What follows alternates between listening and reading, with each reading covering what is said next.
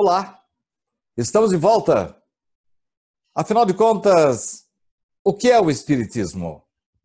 Orson Carrara vai nos responder ou não?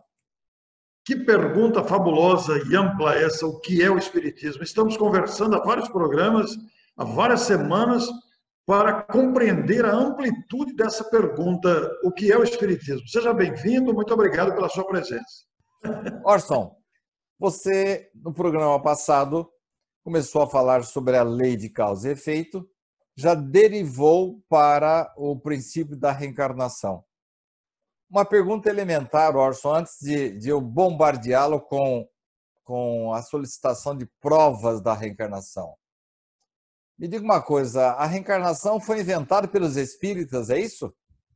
Não, de forma nenhuma. A reencarnação não é invenção do Espiritismo, não é criatividade da imaginação de Allan Kardec.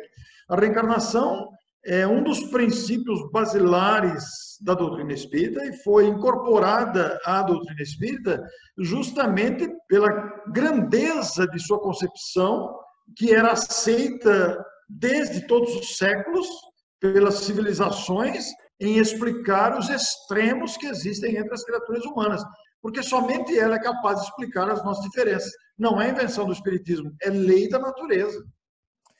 Mas, Orson, só o espírita no planeta Terra é reencarnacionista? Não, existem outras correntes religiosas, filosóficas, que aceitam perfeitamente a doutrina espírita, com alguns detalhes, né? Por exemplo, há uma corrente filosófica que diz que nós podemos voltar reencarnados em animais, por exemplo. Isso não É a procede. pergunta que eu faria agora. A tal da metempsicose, é isso? Perfeitamente. Porque A o doutrina Richard espírita... falava que certas pessoas agem assim de uma forma tão irracional que seria justo que ele voltasse à situação de animal. Será que ele estava certo? Não, porque é uma brincadeira dele, né? Porque, na verdade, isso não é possível. A alma não retrocede. Um cachorro, a alma do cachorro vai reencarnar num outro cachorro. Mas a evolução da alma, ela não retrocede fisicamente. Não existe a reencarnação que retroceda em termos de evolução, não. Agora, existem teorias que aceitam isso. Não é o caso do Espiritismo. O Espiritismo, aliás, amplia o entendimento desse assunto. Bom, já que você falou que outros irmãos aceitam a reencarnação, eu me lembro que lá na Índia, o pessoal evita até matar um inseto, porque talvez pudesse estar matando a sua sogra. O que você acha disso? É uma maneira de entender. Faltou aí, nessas correntes filosóficas e religiosas, um entendimento ampliado do que é a reencarnação, qual a sua finalidade, como que ela ocorre. Isso recebeu apenas no Espiritismo a explicação mais lógica, mais sensata que se pode ter. Não há retrocesso na vida da alma. Pode haver um retrocesso social. Por exemplo, você desfruta de um estágio social muito favorável à sua vida, você pode reencarnar uma situação de miséria, mas apenas um retrocesso social, nunca moral ou intelectual. As conquistas da alma nunca são perdidas. Olha, você está cada vez mais criando uma situação difícil para você depois me provar, hein? Você insiste em falar certos pontos aí que não vai ficar assim só na sua afirmativa, não. Nós vamos querer provas disso, Orson. Eu, como entrevistador, e os amigos que estão nos assistindo querem saber se você consegue provar. Falar é fácil, quero ver provar. Eu estou apertando o entrevistador também. É a lei de causa e efeito? Pois é. Mandou, tem chumbo de volta. Tá certo. Orson, falando um pouquinho mais de outras crenças, nessa questão de, ainda voltando um pouquinho para a imortalidade da alma, algumas pessoas dizem que nós voltamos para um todo, nós passamos a integrar um conjunto principal que seria Deus. Nós teríamos parcelas de Deus, porque aí, de uma certa forma, bate com o que você disse, que todos nós já nascemos. Você falou ali uma espécie de impressão, podemos chamar de chip, podemos chamar de ponto luminoso, que todos nós portamos no nosso interior. É uma espécie de ponto de apoio que vem diretamente de Deus e é inoculado no nosso interior. Isso não corrobora a ideia de que quando morremos, unimos-nos de volta no todo universal, Orson? Esta teoria é uma tentativa de explicação para a questão da alma e seus destinos após a morte. Mas ela não coincide com a realidade da própria vida e com a coerência, porque... Essa aí que é chamada de panteísmo, Orson? Panteísmo, exatamente, voltar para o próprio todo universal. Mas o que acontece é que se voltássemos para o todo universal, Deus estaria repleto de partes bem estragadas, né? De partes bem ruins, né? Porque a maioria de nós somos, convenhamos, não somos flor que se cheire. Gostei da expressão. Pois é, nós não somos ainda. Vamos admitir a nossa mediocridade ainda moral, a nossa limitação. Então, se vivêssemos uma vez só e voltássemos para Deus, o que Deus ia fazer com essas partes estragadas, com essas partes ruins? Não é mais lógico entender que se a parte não conseguiu ainda aprimorar-se, que ela retorne para completar aquilo que faltou fazer? Você tem provas disso? Olha, as provas estão em todos os lugares, Cid. Eu quero começar com as provas do Evangelho. Muito bem. Por acaso, tanto no Novo como no Velho Testamento, mais particularmente no Novo, eu vou começar instigando você com uma passagem em que Jesus está passando ao lado de um cego de nascença e, de repente, os discípulos fazem uma pergunta assim até meio estranha. Mestre, Rabi, quem pecou para que este homem nascesse cego? Vamos destacar que ele era cego de nascença. E provavelmente os discípulos o conheciam, sabiam a sua história, porque pararam e já falaram. Mestre, quem pecou para que este homem nascesse cego?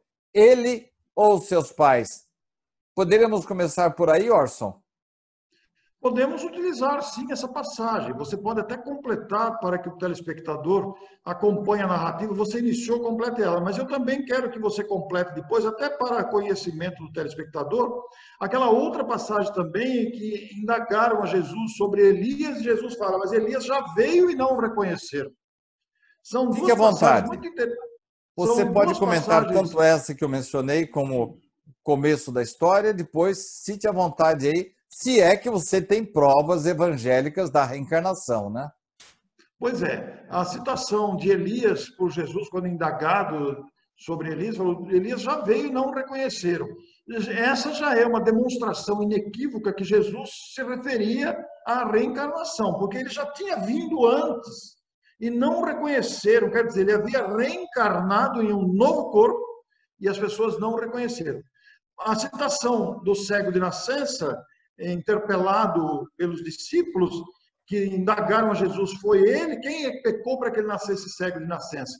Ora, isso abre uma perspectiva de que há algo além desta vida. Quer dizer, há uma causa anterior.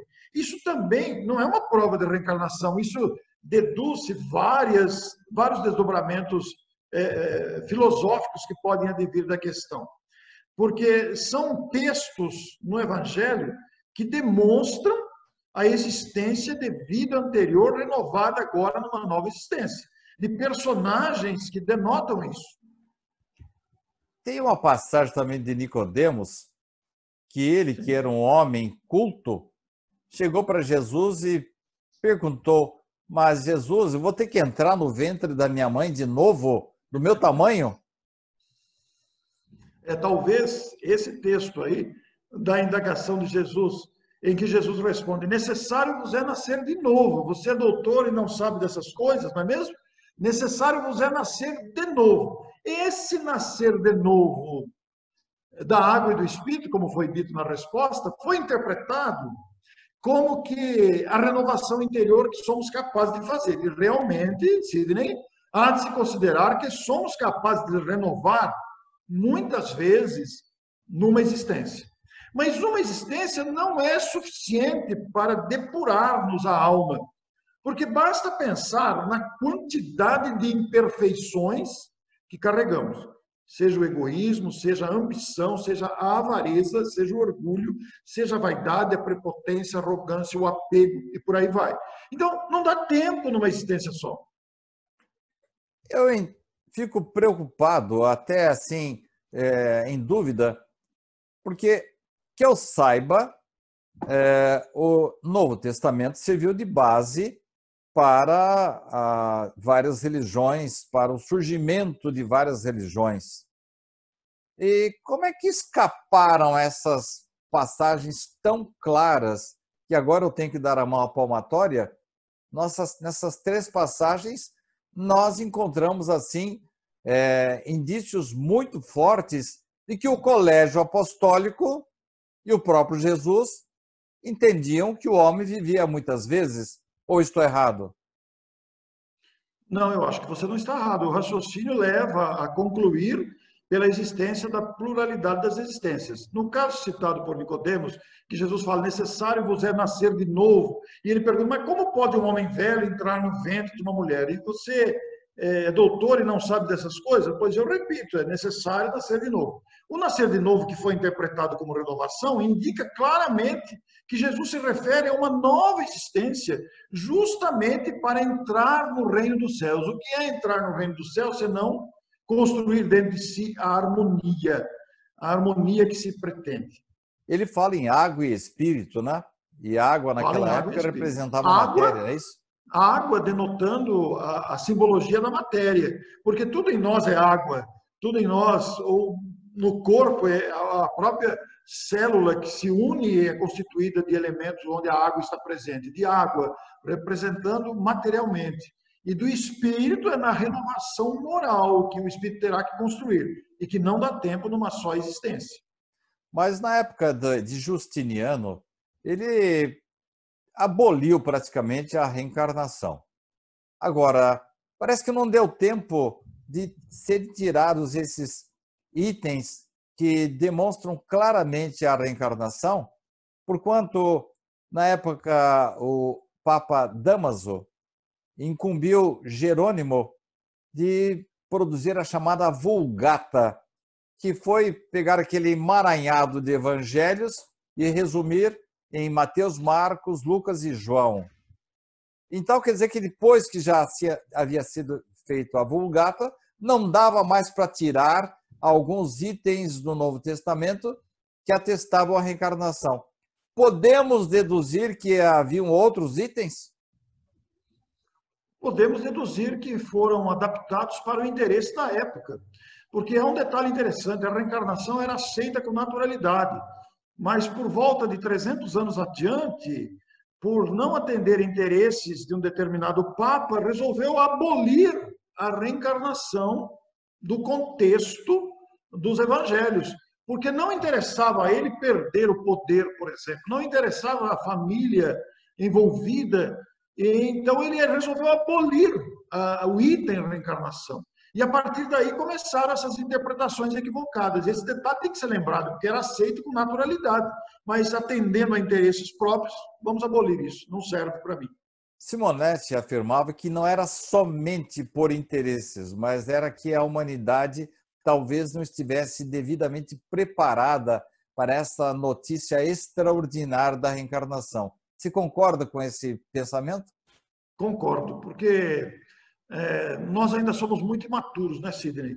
Você veja atualmente, vamos esquecer esse passado aí, vamos esquecer em termos, vamos colocar de lado apenas. Na atualidade do pensamento moderno, na atualidade do presente, com toda essa evolução tecnológica que nós vivemos. Você veja quanta dificuldade o ser humano ainda tem de entender coisas tão básicas. Isso vem do preconceito, isso vem do despreparo intelecto-moral construído ao longo da história, que condiciona a mentalidade humana a preceitos estabelecidos pela vontade de interesses e despreparos. Por outro lado, nós vemos na mídia, em livros escritos por não espíritas, filmes, relatos, que a ciência começa a se render a algumas evidências nas quais nem se pensava, nem na época de Jesus e mesmo na época de Kardec.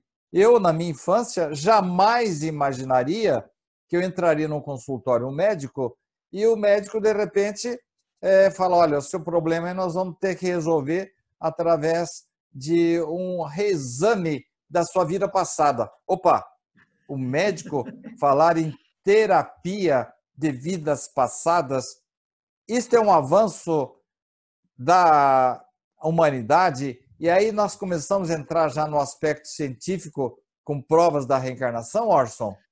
Perfeitamente. Até porque, Sidney, a terapia de vidas passadas não é uma prática espírita. Não é uma prática dos centros espíritas, nem do movimento espírita. É uma terapia, como o próprio nome diz, da classe médica envolvida com a questão com muita seriedade. E aí nós entramos no caráter científico da investigação.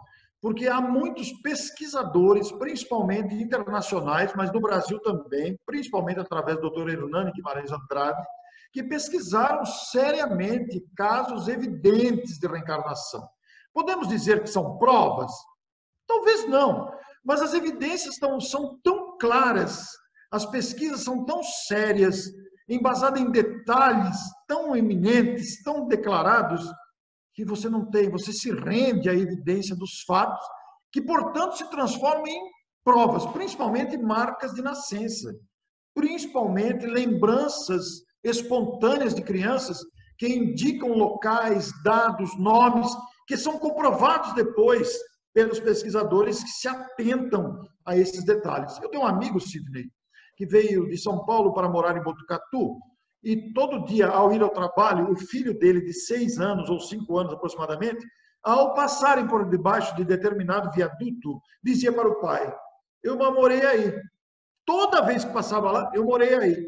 Toda vez. E o pai, tá bom, filho, tá bom. Até que o pai invocou com a questão. E levou o filho. Onde que você morou, filho? Ali naquela casa.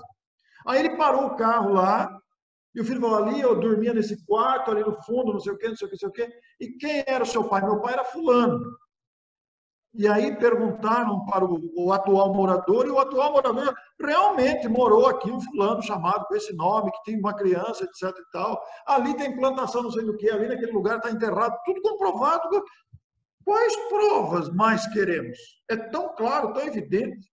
E não é uma pesquisa científica, é um caso corriqueiro, sem falar nas lembranças pesquisadas, anotadas, catalogadas por eminentes cientistas que não são espíritas. Diferente do Dr. Hernani, que era espírita, mas isso não muda a questão, porque ele era um pesquisador isento, apesar de ser espírita. Mas se nós pegarmos os grandes pesquisadores americanos, que inclusive praticam a terapia das vidas passadas para a solução de traumas, para equacionamento de questões complexas do relacionamento e da intimidade das pessoas, nós vamos ver que não precisamos mais de prova. Está tão evidente que se torna uma prova. Para encerrar o programa de hoje, Orson, parece que você conseguiu sair do beco sem saída que eu tentei colocá-lo. Richard Simonetti considerava muito as provas de cunho evangélico, as provas científicas, mas para ele, as que mais convencem as criaturas humanas são as filosóficas. O que você tem a dizer sobre isso? Olha, eu também não preciso das provas evangélicas como tão evidentes. Também não me atenho muito às provas científicas, que eu gosto muito de ler para raciocinar, mas eu também me contento muito com as provas filosóficas. Nós começamos o programa e você fez uma digressão muito bonita aí, e eu me lembrei, na hora que você estava falando, dos filmes que retratam a questão. Os produtores de cinema produziram obras cinematográficas maravilhosas para exaltar a reencarnação. Existem muitos filmes, ficção ou não, ou baseado em fatos verídicos, mas o fato é que intuitivamente nós trazemos dentro de nós, independente do ensino espírita, independente de tudo que o espiritismo acrescenta a isso, nós trazemos dentro de nós, intuitivamente, essa noção clara de que não é a primeira vez que estamos vivendo. Até pelo reconhecimento de lugares, pela simpatia ou antipatia naturais com pessoas diferentes, pela identificação de gostos, de tendências, de habilidades, de potencialidades, etc. Então, a gente fica pensando que, filosoficamente, eu particularmente também penso como Richard, eu me satisfaço filosoficamente. Para mim é suficiente, não preciso de mais nada, porque é tão evidente, é tão claro, toca tanto a minha sensibilidade. Agora, outros exigirão provas, eu quero ver, eu quero saber. Para esses, também há material muito farto para ser visto e pesquisado. Basta pensar numa única questão, Sidney.